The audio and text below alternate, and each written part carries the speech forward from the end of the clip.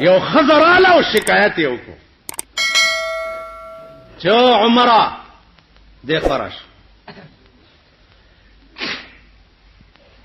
عمر فاروق ورته را پاسې دو لارې لا ورته را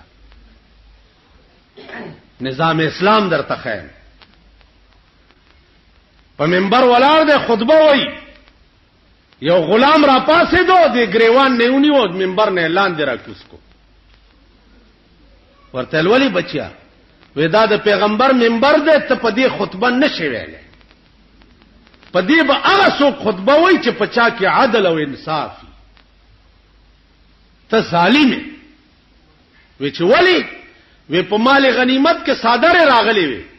مام ته کمیس جوړ کړي او تام ته جوړ کړي زما کمیس لند دی او ستاوګد دی معلومیږي دا چې تازان لدو صادره ساتلې نو تامیر المؤمنین نه ته ظالم حضرت عمر لاندې ولاړو دنیا ناس ته په مسجد نبوي کې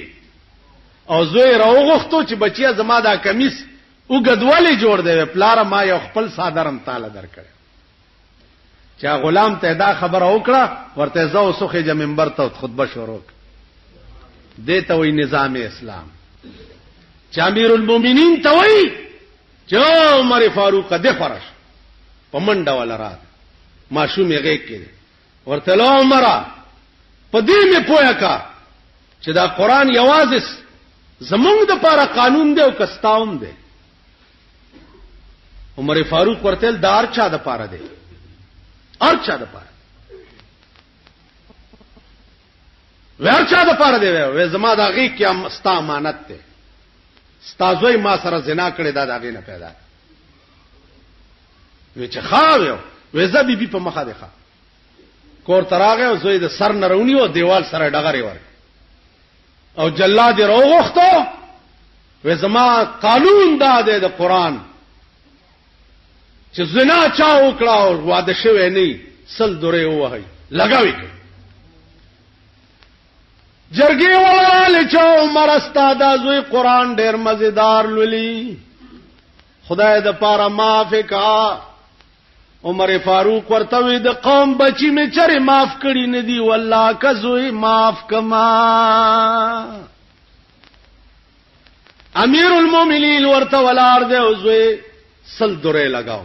او چې سلمه دوره ولګول راو غرزیدو لته ټکولې راغه په دې مخې ورته لاس وال